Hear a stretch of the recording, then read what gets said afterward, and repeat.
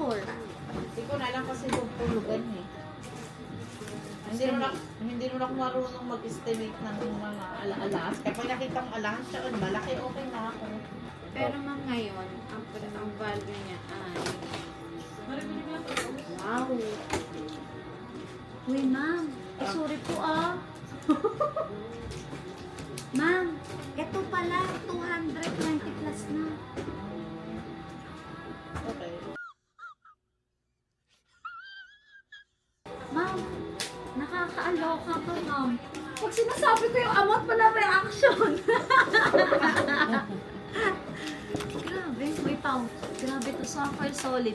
Malikix, Yan. imagine, ito lang. 220 plus na. Grabe.